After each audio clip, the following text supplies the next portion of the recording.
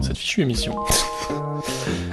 Du coup, bonsoir à tous, bienvenue dans nos actus animés, nous sommes le 13 septembre 2023. Cette semaine, sujet difficile, on va parler des intelligences artificielles, qui commencent à bien s'installer un petit peu partout dans le monde, mais notamment en France. Pour cette semaine, on va commencer par des bonnes nouvelles. Quand je dis bonnes nouvelles, je parle évidemment de la nouvelle qui m'a fait beaucoup rire quand je l'ai lu. Le nouveau film d'Hayao Miyazaki va sortir début novembre en France, et avant même que le film sorte, et il était présenté partout comme le dernier film de Hayao Miyazaki, et bah paf, il a été présenté au Canada, à Toronto, au TIFF, et un des membres du studio Ghibli a dit, vous savez, Hayao, il est déjà sur son prochain film. Donc c'est une espèce de running gag de l'animation que à chaque fois qu'il dit je vais m'arrêter, il ne s'arrête pas du tout. Mais là le battement était quand même très très court. On y avait cru assez longtemps entre Le vent se lève et Le garçon et le héron, parce qu'il y avait quand même eu 6-7 ans je pense sans annonce. Mais là vraiment 6 mois depuis la sortie, il ne peut pas se retenir. Il a trop besoin de faire un nouveau film, le pauvre. Le pauvre Hayao. Donc voilà, Hayao Miyazaki travaille sur son prochain long-métrage. Rien n'a été annoncé à part qu'il est en train de chercher des pistes pour le moment. Mais bon, l'annonce a bien fait rire tout le monde et c'est un peu rassurant aussi de se dire que il a envie de continuer à raconter des choses et de continuer à créer. Je trouve ça, c'est une pensée rassurante de se dire que même après avoir la filmographie que lui a, il continue à avoir envie de raconter des histoires et de faire des choses. Ensuite, petite nouvelle à propos des étudiants et étudiantes qui nous écoutent peut-être. Vous avez peut-être fait vos rentrées, peut-être que c'est pour dans les prochains jours, prochaines semaines, mais sachez que le 12 octobre prochain, il y a un événement qui va vraiment vous intéresser, ou en tout cas vous impacter. C'est les assises du stage du RECA. Le RECA, c'est le réseau des écoles de cinéma d'animation qui gère environ une petite vingtaine d'écoles en France, mais qui est décisionnaire dans beaucoup d'événements. De temps en temps, ils font des événements spécifiques sur certaines thématiques. Voici, ils ont fait une étude sur les assises du stage, parce qu'il y a quand même beaucoup de problèmes autour du stage en animation. Pour en citer quelques-uns, c'est difficile de le trouver. Parfois, les studios demandent plus de boulot à un stagiaire qu'ils ne le devraient. Et aussi, le stage est diplômant, donc il y a quand même une contrainte donnée aux personnes en études de absolument faire un stage, quelles que soient les conditions pour avoir son diplôme. Voilà, c'est censé être une rencontre professionnelle pour discuter de ça, essayer de un peu assouplir la manière dont c'est fait et d'aider les personnes en études pour faire des stages. Voilà. Deuxième petite nouvelle RECA. Vous voyez que je me suis abonné à la newsletter de RECA, je suis au courant de tout. C'est que le RECA lance son deuxième concours de clips d'animation. C'est un concours qu'ils avaient mis en place l'année dernière qui consiste à faire un clip d'animation, comme son nom l'indique, qui est fait en collaboration avec l'association LFA Les Femmes s'animent, qui est une des grosses associations. Il y a une petite dotation pour le clip qui est fait, qui est de 1 000 € et un accompagnement personnalisé pour le développement de son projet. Et donc on a jusqu'au 31 décembre prochain, donc c'est pas tout de suite, pour présenter un projet sur place. Voilà, c'est un petit projet professionnalisant.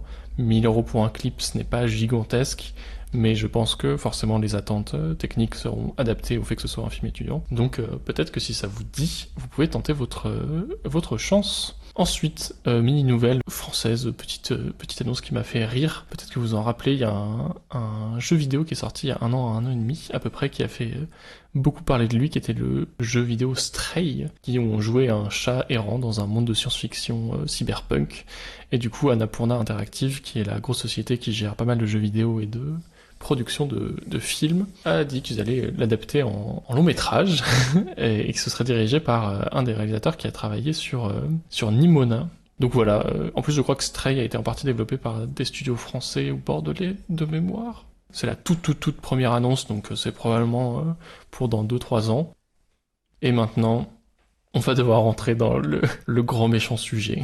Les intelligences artificielles, ça fait plusieurs années qu'on en parle en fait avec les deepfakes, les intelligences artificielles conversationnelles sur les réseaux sociaux, ce genre de choses, mais là il y a depuis 1 an et demi un gros virage technologique qui a été atteint sur les intelligences artificielles, notamment du point de vue graphique, mais aussi du point de vue écriture, avec ChatGPT qui a beaucoup fait parler de lui. Et voilà, je voulais faire un petit retour d'actualité sur les intelligences artificielles et ce qu'elles représentaient actuellement en animation.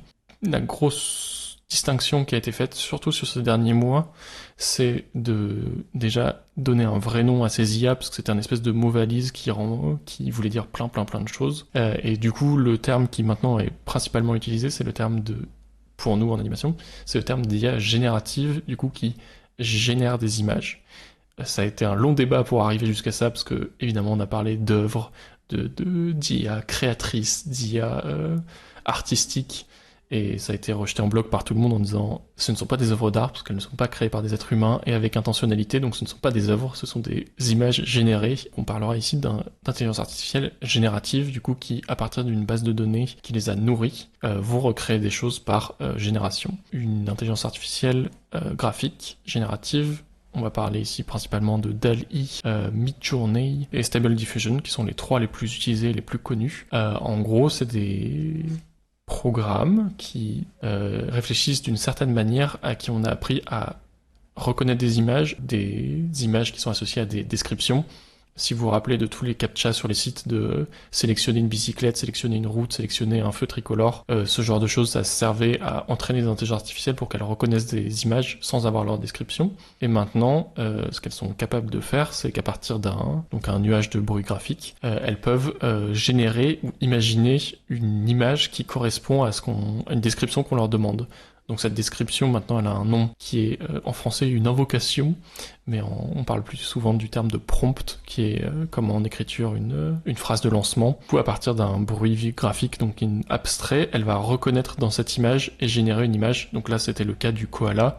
Elle compare son bruit graphique à ce qu'on attend d'elle, et au fur et à mesure, elle va finir par générer une image qui est du coup convaincante à un certain niveau. Donc c'est ça qui se passe à l'image ici. Et donc depuis quelques temps, ces intelligences artificielles ont atteint un niveau de raffinement quand même très impressionnant, et aussi elles ont atteint un aspect grand public qui leur a permis d'être utilisées par plein de gens, et du coup avec la dérégulation qu'on a actuellement, où tout le monde peut utiliser des images et créer toutes sortes d'images très convaincantes sans avoir formation et sans vraiment réfléchir à l'intention de ces images.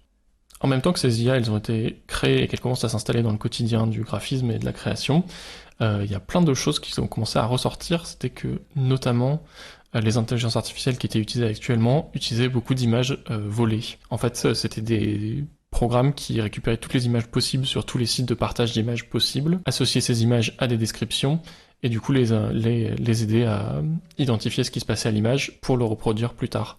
Donc ça a été fait de manière très illégale, parce qu'on n'a pas du tout respecté le copyright ou le droit d'auteurisme des personnes qui créent ces images, et on les a simplement volées pour nourrir une intelligence artificielle. Alors ça crée beaucoup de problèmes, puisque quand vous dites à une intelligence artificielle, fais-moi un pain, une photographie de pain, c'est pas très grave, mais quand vous lui dites, fais-moi une intelligence artificielle à partir du style d'une personne ou d'un événement historique ou ce genre de choses, elle va commencer à créer des choses qui ne sont pas du tout réfléchies, parce qu'en fait elle les génère, ce n'est pas intelligent, c'est juste un truc de mimétisme très très perfectionné. Les auteuristes sont juste devenus un mot-clé dans la génération, donc là je vous ai mis des petits exemples de génère-moi une photo de chat avec le style de Dali, le style de Banksy. Dali n'est plus en vie, mais Banksy est encore en activité, donc on peut générer des trucs avec son style. J'ai fait le petit test sur une intelligence artificielle disponible en ligne en lui disant est-ce que tu peux me dessiner le logo de mon émission, ça donne ce petit exemple là que vous avez à gauche, donc qu'il a généré exactement en 15 secondes, sachant ça a le style très concept art parce que je lui ai dit de faire un concept art comme ça, ou en pixel art parce que je lui ai demandé de faire un concept art comme ça, mais c'est un truc qui a été créé directement, ce n'est pas de très haute qualité, mais c'est convaincant, c'est suffisant comme produit en fait. La première base, ça peut imiter des gens, donc voler leur travail, et ça a été fait absolument sans l'accord. Donc ça, c'est le problème artistique, mais il y a un deuxième problème, c'est que il y a vraiment un problème de représentation, quelque chose dont on parle ici aussi, c'est que comme elles sont nourries par des descriptions d'articles, de photographies, et ben en fait, elles assimilent plein d'idées hyper négatives. Cet article est à 7-8 ans de l'IA, je crois, de Microsoft ou de Google, qui était devenue néo-nazie en 2 jours, parce qu'elle avait assimilé le discours des gens sur Twitter, qui évidemment s'amusaient à lui poser des questions horribles pour la dérégler. Et en fait, il y a exactement le même problème avec la manière dont les descriptions sont faites en ligne. C'est que déjà, selon la base de données que vous lui donnez, elle va assimiler vraiment très profondément une culture. Donc c'est-à-dire que si on lui donne des trucs de culture occidentale, elle va reproduire des stéréotypes. Et donc là, l'exemple qui était donné dans la conférence de la FJV, c'est que si vous lui demandez de dessiner une personne, un portrait de personne exotique, une portrait de personne illégale, une portrait de personne terroriste, et ben en fait ça sortait des clichés et des stéréotypes hyper dangereux, quoi, parce qu'en fait, avec le contenu du web actuel, on développe des IA racistes, des IA transphobes, des IA misogynes, donc waouh, c'est très grave, quoi, qu'elles puissent générer ce genre d'image, genre vraiment, ça c'est dangereux sur l'aspect politique, et je ne rentre même pas dans la partie, enfin, si, je vais y arriver plus tard, mais évidemment, il y a aussi la partie fake news qui va venir intervenir. Une IA qui parle à la place d'un candidat politique ou une IA qui parle à la place d'une icône religieuse. Bon, je vous laisse imaginer toutes les dérives qu'il peut y avoir avec ce genre de choses. Donc voilà, dès la fondation et le fonctionnement de l'IA, il y a des gros problèmes qui sont problèmes suivants. Parce que là, c'est que le début, hein. Vous vous dites, déjà, on est pas mal? Non. Problème suivant, toutes les étapes de la création sont en train d'être remplacées et synthétisées par des IA. J'imagine que vous êtes plus ou moins familier avec la manière dont on fabrique de l'animation. Et toutes les étapes principales actuellement peuvent être en partie générées par une intelligence artificielle. Je vous le fais par le menu avec ce petit diagramme que je vous ai préparé. Étape 1, vous faites un scénario, un script, une description des personnages avec ChatGPT, une intelligence artificielle conversationnelle qui peut créer des textes selon ce que vous lui demandez. Avec vos textes et vos descriptions, faire jouer vos dialogues par des IA qui génèrent des voix. Ensuite, avec vos descriptions de personnages, vous allez voir une intelligence artificielle générative d'images, comme DALL-E, Stable Diffusion, Midjourney, qui va vous générer vos chara-design de personnages, vos environnements, ce genre de choses. Ensuite, vous allez sur une intelligence artificielle qui fait du storyboard pour faire le découpage de votre film. Ce qu'elle fait, c'est qu'elle va lire votre script. Vous allez choisir des critères qu'on a en storyboard de taille de cadrage, la manière de filmer, la profondeur de champ. Et à partir de ça, elle va gérer des prévises, enfin des visuels qu'on peut faire. Donc voilà. Ensuite, une fois que vous avez fait ça, vous pouvez générer avec des images en mouvement. Ça, c'est pour l'instant un problème technique qui a que comme à chaque frame d'animation, l'image va changer. Elle est très instable et au mouvement, ça fait un truc qui est très évident visuellement que c'est une intelligence artificielle.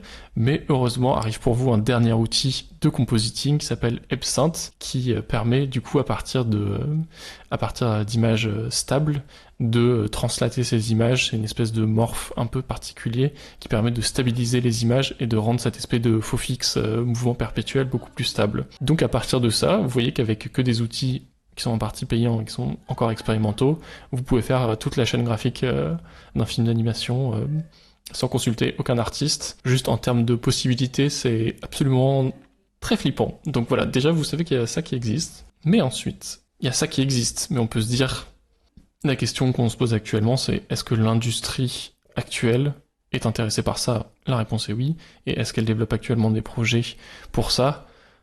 Eh bah oui aussi, malheureusement. Donc voilà, peut-être que vous en avez entendu parler, Marvel Studios, le très grand studio américain qui appartient à Disney, a commencé à utiliser l'intelligence artificielle pour faire des morceaux de leur série télévision. Je vous montre les exemples ici, c'est un extrait de Secret Invasion, une série, et du coup c'est le générique de début, et tout a été généré par intelligence artificielle. Donc vous pouvez le voir peut-être à l'écran si la qualité est suffisante, qu'il y a des légères frétillements, variations sur l'image, parce que l'image génère à chaque fois une nouvelle chose. Mais en tout cas, une des plus grosses entreprises au monde est en train d'utiliser ces outils. Donc ça commence à être utilisé à grande échelle. Pour l'instant, c'est des courts-métrages, c'est des bouts de films, c'est des séquences, mais voilà, c'est utilisé dans l'industrie. Et ça va être utilisé sur des choses assez précises, parce que ça se passe plus aux États-Unis, mais ça se passe bel et bien en France. Peut-être que vous êtes familier avec le travail de Flavien Berger, qui est un musicien assez célèbre en France actuellement, qui travaille beaucoup par exemple sur la bande-son des films de Céline Devaux, qui est une réalisatrice d'animation que vous connaissez peut-être. Et bien récemment, dans un clip qu'il a sorti qui s'appelle Berzingue, tout le clip a été réalisé avec l'utilisation d'intelligence artificielle. On retrouve le frétillement, les changements, on dirait du morphing, mais du morphing de très haute définition. C'est pas très surprenant que ça touche directement le clip ou la publicité ou des génériques, mais vous voyez, genre le rendu est quand même très impressionnant, donc ça rend ce genre de visuel de morph permanent. Un autre exemple, on reste en France, c'est le studio d'animation Dada, qui développe plein d'outils graphiques, et un de ces outils graphiques, c'est d'utiliser Epsynth. Il crée des concept art. Après, il demande à une intelligence artificielle de générer des images en prévise 3D, et ils exportent les concept art, donc qui sont là, eux, dessinés par un être humain, sur des rendus 3D très faibles, et en gros ça vient poser ce style sur les personnages. Donc en gros l'animation n'a pas été faite a été faite partiellement par IA, mais on a décalqué des choses dessus. Donc on s'est utilisé un petit peu comme un outil de compositing, mais ça va être utilisé pour des travaux de commande, pour des chaînes de télévision, pour les outils commencent à être très clairement développés en prod. Sachant que je vous parlais un petit peu plus tôt du fait qu'un des problèmes éthiques d'utiliser les IA, c'est qu'elles étaient basées sur des bases de données collectées illégalement. Et ben un studio peut très bien dire que toutes les images et toutes les ressources qui ont été créées dans le studio et donc qui lui appartiennent peuvent être utilisées pour nourrir une intelligence artificielle développée localement, et donc cette barrière éthique d'utiliser du travail volé qui pourrait être condamné légalement va sauter. Et finalement, la dernière partie que je voulais évoquer ici, si on pouvait dire que les barrières industrielles sont en train de sauter, on pouvait espérer qu'il y ait des barrières artistiques, institutionnelles qui commencent à se lever, au niveau des festivals en tout cas. On commence à avoir des sélections dans des catégories compétitives, où des films sont sélectionnés, sont projetés. Alors il n'y a pas eu de prix pour l'instant. À Annecy, ici, il y avait deux ou trois films qui étaient sélectionnés. À l'Animafest Zagreb, du coup le grand festival croate, même chose dans la sélection principale extrêmement prestigieuse où il y a 30 projets sur toute l'année qui sont sélectionnés. Il y avait plusieurs films générés par intelligence artificielle, mais en tout cas elles sont sélectionnées donc potentiellement récompensées. Et puis même sur internet, YouTube, Twitch, les plateformes de vidéos sont truffées de vidéos d'IA en ce moment.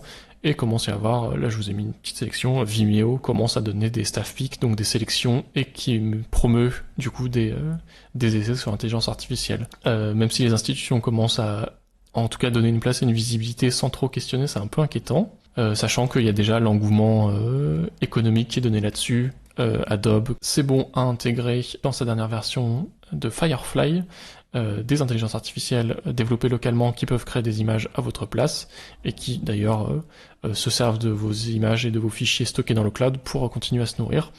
Donc voilà, c'est en train d'être rendu de plus en plus accessible. Et sachant que ce qu'on observe aussi, c'est qu'il y a une grande place qui est donnée à ces solutions dans des grands rassemblements. Là, je vous ai mis une conférence à Cannes sur le sujet, conférence à Annecy sur le sujet, et que forcément toutes les personnes qui sont invitées à ces événements, c'est des gens qui sont intéressés, mais qui ont déjà commencé à faire des engagements financiers dans le développement d'images. Là, je vous ai parlé de Dada, qui a commencé à s'en servir dans leur production. Donc forcément, c'est des gens qui sont là pour promouvoir leur outil, promouvoir leur savoir-faire, ou en tout cas se servir de l'image qu'a l'IA généralement actuellement, comme dire on est dans les innovations technologiques, on est actuel, on est vraiment à la pointe. Et évidemment, tout on va sur des communiqués de presse de ces entreprises, on a des réponses qui sont un peu floues sur leur utilisation, comment elles sont développées, et vraiment, à chaque fois que la question est posée, les réponses sont un petit peu évasives, de style « oui, ça permet de supprimer des tâches secondaires, des tâches redondantes, des tâches ennuyeuses pour les artistes et pour les membres des entreprises, donc c'est forcément un gain. » Mais il faut savoir que du coup, tout ce temps qu'on retire aux gens, c'est du temps qu'ils ne peuvent pas travailler ou qu'ils ne sont pas payés, donc ça va forcément, à un moment, soit augmenter la charge de travail, supprimer des emplois, ça va avoir des répercussions sociales et économiques très bientôt.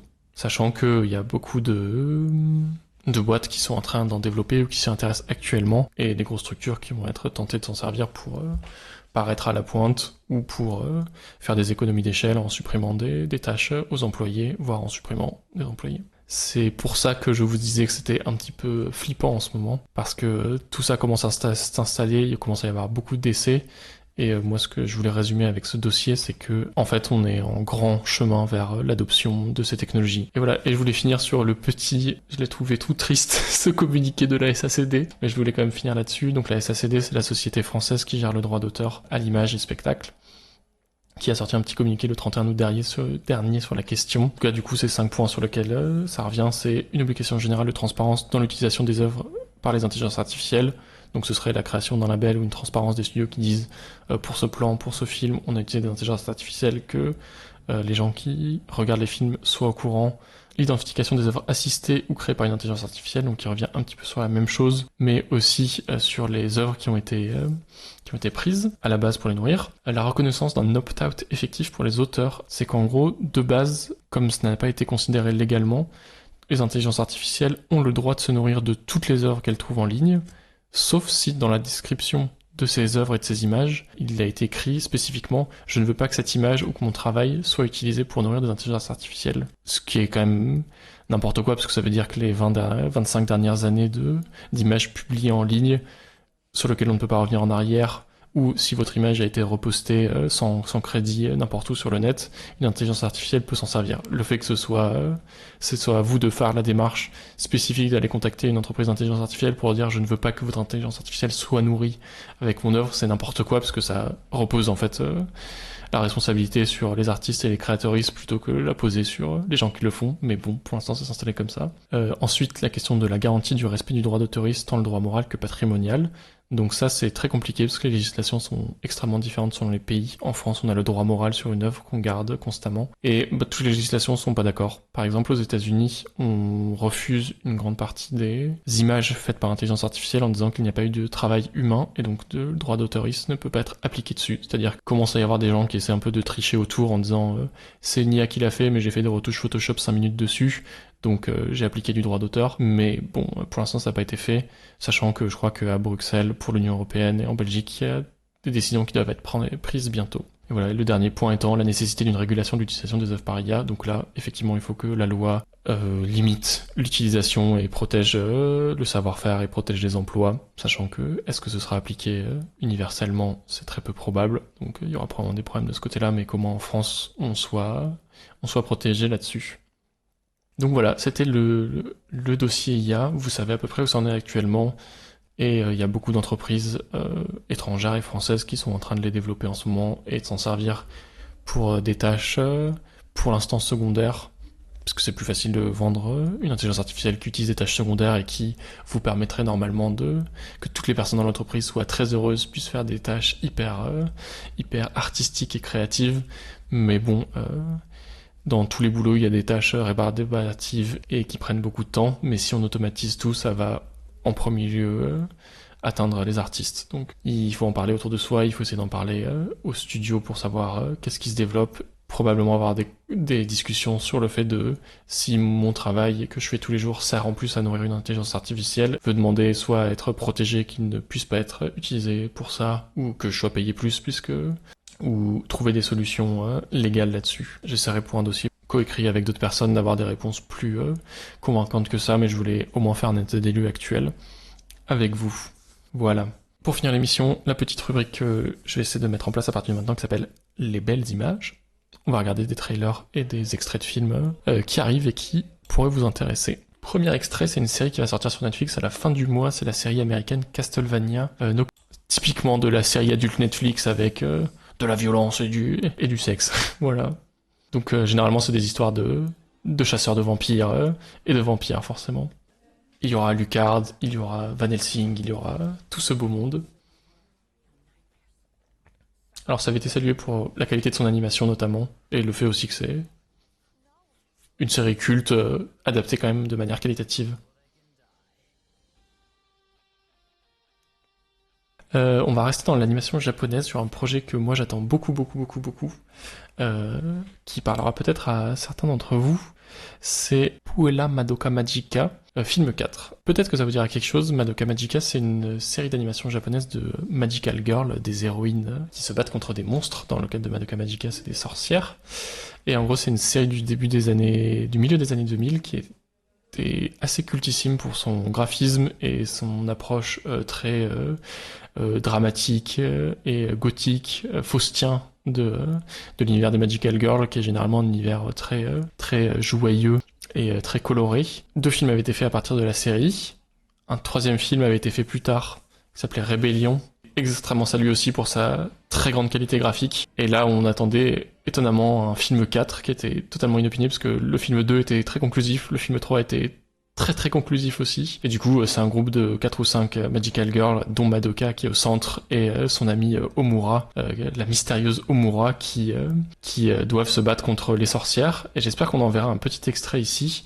Généralement, le monde des sorcières et des scènes de combat est fait dans des expérimentations visuelles complètement ouf, avec du papier découpé, de la stop motion. Et Rébellion était absolument fou avec ça, donc j'ai beaucoup d'attentes pour celui-ci. Et ensuite, dernière petite image, Chicken Run 2, du film de Hardman, très connu, de la stop motion. des poules qui s'échappent.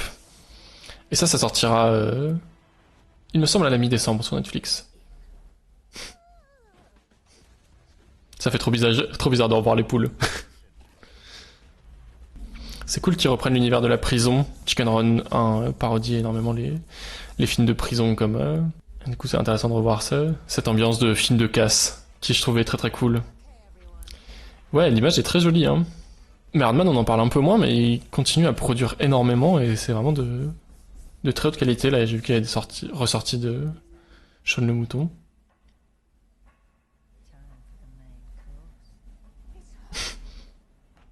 Non. Est-ce que c'est le retour de... Oh,